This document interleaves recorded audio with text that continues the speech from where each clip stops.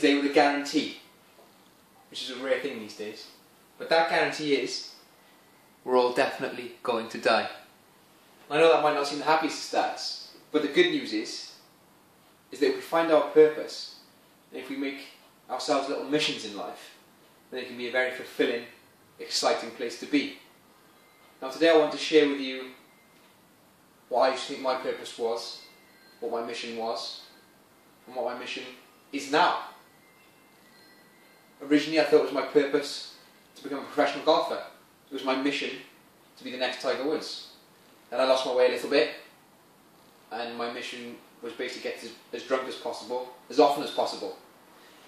Now, it's my mission to be one of the great faces, one of the great helpers of personal development. So I'm excited to tell you how I could have been a professional golfer, but I'm also keen to tell you how I could have been dead at 19. And I'm proud to tell you that my mission is now to be the preeminent peak performance coach, personal development consultant on the planet. Now I wasn't very interested in golf at all. I thought it was boring. My dad played, but it wasn't much of a sport for me, not something I wanted to pursue. But that all changed in 1997, when I seen a man who was obviously on a mission, Tiger Woods. In the April of 1997, he burst onto the scene with his fist pumps and his red shirt that we all know so well now, and he won the US Masters in record-breaking fashion. I knew now that I wanted to be a golfer. I said, Dad, I'm sorry, golf is cool, I want to watch Tiger every week. So over the next 4 years I watched Tiger Woods every week. I caddied for my dad. But it wasn't until 2001 that I had my own full set of clubs. Now by 2002 I was in the Wales team. Turned out I was a bit of a natural, and my mission objectives were being hit very quickly. I even had a phone call from a university in America. I was looking at a scholarship when I was 18. Things were progressing for me very quickly. I was so excited. I was even writing headlines in my mind for the future. I was going to win the Ryder Cup for Europe. And the headline was going to read, Europe beat USA, Dragon, the boy from Wales, Dragon slays Tiger. But unfortunately 6 months later, my world came crashing down. I broke my arm in a silly incident in high school. I didn't pick up a golf club for 18 months. I totally lost my way. I could have chose any direction, but I chose the wrong one. Golf took a back seat. And my life became a whirlwind of drinking and gambling and crazy late nights. I was drinking on average 12 bottles of vodka and 12 bottles of wine every single week. Well, I've had no direction whatsoever. And one morning I woke up, and I had a really bad hangover obviously, and I felt like my heart was stopping. So I thought I'd be fine. And then I felt it again. So I went downstairs, my mum was downstairs, my face was soaking wet with tears, and I said, Mum, I think I'm dying.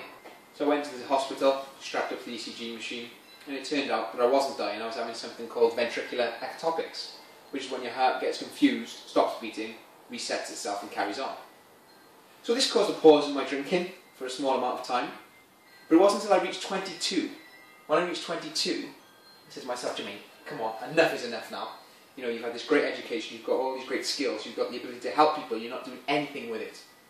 You're going to die a nobody. So that's when I found Tony Robbins, and I used some of his teachings that I still apply with my clients now to turn my life around. And I started what is now a lifelong quest into studying success, human potential, happiness, and positive thinking. Now, I'm not just into positive thinking for the sake of positive thinking. I don't walk out into a garden full of weeds and say there's no weeds, there's no weeds, there's no weeds. We look where the weeds are and we pull them out. And that's something that I did in my own life. So it's interesting, if we don't have a mission in life with objectives, which is something I discovered to be so powerful, I now have a life's mission. We're just robots. Without knowing why we do what we do. We're just drones. So you're going to keep living that robotic lifestyle? Waking up, thinking the same thoughts, doing the same things every day, on autopilot towards death? Or are you going to find your mission? And every week I'm going to come to you with objectives, mission objectives. If you want to develop as a person, develop your relationships, develop any area of your life, and I'm going to help you make it your mission. So I beg of you, don't just be a robot. Find your purpose.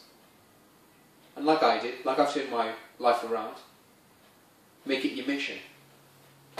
And greatness is just a sum of all the little things done well. So make the objectives, so we can all say, mission accomplished.